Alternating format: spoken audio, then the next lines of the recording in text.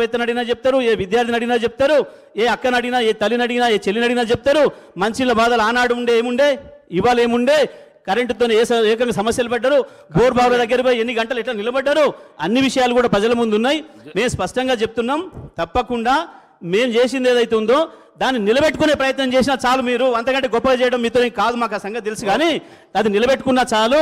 ఇప్పటికైనా మేము అడుగుతున్నది స్పష్టంగా చెప్పమని, ఈ చర్చ ద్వారా తెలంగాణ రైతాంగానికి మీటరు లేకుండానే విద్యుత్ ఇస్తారా ఇవ్వరా, 24 గంటలు అన్ని రంగాల విద్యుత్ వినియోగదారులకు అందిస్తారా ఇవ్వరా స్పష్టంగా చెప్పాలని ఈ శ్వేతపత్రం ఏదైతే ఉందో దీన్ని తప్పుతడక చేసుకున్నారు.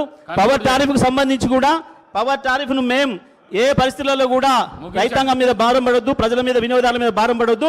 ట్రోప్ ఛార్జీలు కూడా ట్రోప్ ఛార్జీల పేరు మీద ప్రజలపైన వినియోగదారులపైన భారం పడుతుంది అని చెప్పేసి ఆ రోజు గౌరవ ముఖ్యమంత్రి, ఆనాటి ముఖ్యమంత్రి గారు, మా నాయకుడు కేసీఆర్ గారు, అది కూడా మనమే తీసుకుందాం. రైతాంగం పైన ₹1 ఖర్చు పడొద్దు, ప్రజలపైన భారం పడొద్దు. తెలంగాణ ప్రజలు 60 ఏళ్ళు అనుభవించిన శిక్ష చాలు, ఇక మళ్ళీ శిక్ష పడనియొద్దు అని చెప్పి ఆ రోజు నిర్ణయం తీసుకున్నారు.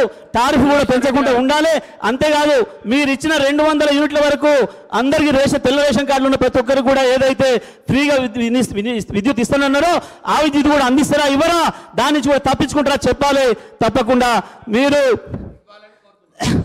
కరెంటు టారిఫ్ను కూడా పెంచకుండా ఉన్నదున్న పద్ధతుల్లో రూపాయి అప్పు లేకుండా తప్పకుండా మీరు చేయాలని మేము కోరుకుంటున్నాం. ఆ రకంగా మీరు ఇచ్చిన అన్ని హామీలు నెరవేర్చాలి. ఈ రాష్ట్ర ప్రజలపైన, రాష్ట్ర ఖజానా పైన రూపాయి అప్పుభారం పడకుండా తప్పకుండా మీరు ఏదైతే చేస్తామని చెప్తున్నారో ఇవాళ దాన్ని మేము వెల్కమ్ చేస్తున్నాం. మీ విచారణను కూడా వెల్కమ్ చేస్తున్నాం, ఏం సందేహం లేదు. కానీ ఇచ్చిన మాటలు తప్పించుకోవడం కొరకు కుంటి సాకులు వెతికే పనిలో మాత్రం పడొద్దు. ఎట్టి పరిస్థితులలో దాని కొరకు ఈ సభను వినియోగిస్తున్నారని చెప్పి మేము అనుమానపడుతున్నాం. ఆ రకంగా ప్రజల్ని మోసం చేయడానికి కాకుండా ప్రజలకు మెరుగైన పరిపాలన అందించాలని చెప్పి కోరుకుంటూ తమరికి ధన్యవాదాలు తెలియజేస్తూ సెలవు. అధ్యక్ష, నేను యాక్చువల్గా మీరు స్పీకర్గా ఎన్నికైన రోజు, ఆ సీట్లో కూర్చున్న రోజు నేను ఒక మాట చెప్పిన అధ్యక్ష. గతంలో నేను శాసనసభ్యునిగా ఉన్నప్పుడు పోయినసారి మాకు అడుగడుగున అడ్డంకులు సృష్టించిండ్రు, మాట్లాడే అవకాశం ఇవ్వలేదు, సమస్యల గురించి మాట్లాడే అవకాశం ఇవ్వలేదు. కానీ నేను, మన ప్రభుత్వం, మీరు సహకరించి ప్రతిపక్ష సభ్యులకు సమయం ఇవ్వాలి, ప్రజాస్వామ్యాన్ని కాపాడే విధంగా వాళ్ళందరినీ కూడా వాళ్ళ గొంతు నొక్కేయొద్దని చెప్పి నేను మిమ్మల్ని అభ్యర్థించిన, నేను సహకరిస్తాను కూడా చెప్పిన అధ్యక్ష. కానీ ఈరోజు మొదటి రోజు నుంచి వాళ్ళ ప్రవర్తన చూస్తుంటే వాళ్ళ మాట్లాడే విధానం, గవర్నర్ ప్రసంగం మీద కూడా చూస్తుంటే ఎంత అధికారంలో పర్మనెంట్గా ఇక్కడనే ఉంటాం అనుకున్న వాళ్ళు ప్రజలు ఇచ్చిన షాక్ ట్రీట్మెంట్ తోటి అక్కడికి పోయిన తర్వాత మతి భ్రమించి ఫ్రస్ట్రేషన్లో ఏం మాట్లాడుతారో అర్థమవుతలేదు అధ్యక్ష. నిజంగా వాళ్ళు ఏమనుకున్నారు, ఈ తెలంగాణ రాజ్యానికి రాజు మేము, మీరందరు ప్రజలు, మీరు బానిసలు అనే ఒక భావనలో వాళ్ళు ఉన్నారు. కానీ ఈ ప్రజలు వీళ్ళు ఇన్ని పనులు, గొప్ప పనులు చేసినామని చెప్పిన తర్వాత కూడా వీళ్ళ అహంకారమైన మాటలు చూసి బుద్ధి చెప్పాలని ఇక్కడ ఉన్న వాళ్ళని అక్కడికి పంపించారు అధ్యక్ష. ఇంకా కూడా బుద్ధి రాకుండా ఇష్టం వచ్చినట్టు నోటికి పార్టీలు మారినామని చెప్పి మా కోమటిరెడ్డి బ్రదర్స్ అంటున్నారు. మీ నాయకుడు కేసీఆర్ గారు ఏ పార్టీలో రాజకీయ జీవితం మొదలుపెట్టిండ్రు, ఆ తర్వాత కాంగ్రెస్ నుంచి టీడీపీకి ఎట్లా వచ్చిండ్రు, ఆ తర్వాత టీఆర్ఎస్ 3 పార్టీలు మారిన చరిత్ర మీ నాయకుంది. అది మర్చిపోవద్దు అధ్యక్ష. నేను ఎక్కువ మా డిప్యూటీ సీఎం గారు ఈ పవర్ పాయింట్ ప్రజెంటేషన్ శ్వేతపత్రం సంబంధించి కొన్ని విషయాలు చెప్పిండ్రు. దాంట్లో ఆ బుక్లో క్లారిటీగా ఉన్నాయి నెంబర్స్. గత 10 సంవత్సరాలలో వీళ్ళు చేసిన విధ్వంసం వల్ల ఈ విద్యుత్ సంస్థలు ఎట్లా నష్టాలకు పోయినాయి అని చెప్పి శ్వేతపత్రంలో చాలా డీటెయిల్గా ఉన్నది. అందులో లోతుగా నేను పోను అధ్యక్ష. అదేవిధంగా ఈ మంత్రి గారు మాట్లాడిన మాటలు విన్న తర్వాత గౌరవ ముఖ్యమంత్రి గారు కూడా యాదాద్రి పవర్ ప్లాంట్ విషయంలో కానీ, భద్రాద్రి పవర్ ప్లాంట్ విషయంలో అవుట్డేటెడ్ టెక్నాలజీ తీసుకొచ్చి ఏ విధంగా మనకు ₹4 యూనిట్ దొరికే పవర్ని ₹6-7 పోయిందో వాళ్ళు చేసిన తప్పిదం మీద, అదేవిధంగా ఛత్తీస్గఢ్ తోటి మనం ఒప్పందం చేసుకొని సకాలంలో డబ్బు చెల్లించకుండా ఈరోజు బయట ఎక్కువ రేటుకు ఛత్తీస్గఢ్ అగ్రిమెంట్ కాదని చేసిన పొరపాట్ల మీద ఎంక్వైరీ చేస్తామని చెప్పి చాలా డీటెయిల్గా చెప్పారు అధ్యక్ష.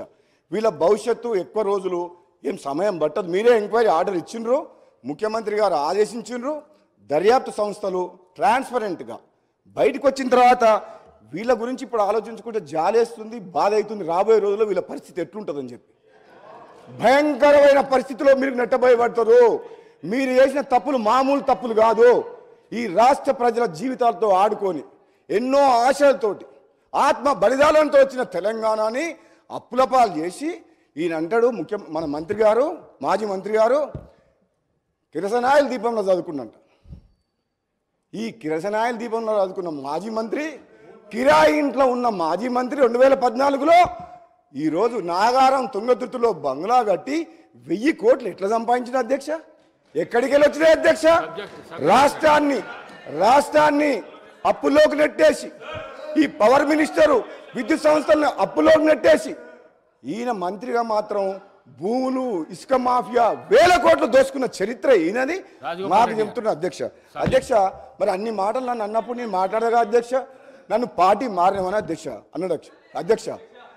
ఈ పార్టీలో ఉన్న ఆ పార్టీలోకి పోయినా ప్రభుత్వ వ్యతిరేకంగా పోరాటం చేసి నా ఆశయం లక్ష్యం ఒకటే అధ్యక్ష, ఈ కుటుంబ పాలన పోవాలి, నియంత పాలన పోవాలని తెలంగాణ సమాజం మొత్తం తెలంగాణ ఇచ్చిన కాంగ్రెస్ పార్టీ వైపు చూస్తే మళ్ళీ కాంగ్రెస్ పార్టీకి వచ్చిన మీకు అర్థం కాలేదా? నాలాంటి వ్యక్తి మళ్ళీ వాపసు వచ్చిందంటే మీ పని అయిపోయిందని మీకు అర్థం కాలేదా? నేను వచ్చిన తర్వాత మీరు అటుపక్క పోయిన మాట మర్చిపోకండి. పార్టీ మారింది ప్రజల కోసం.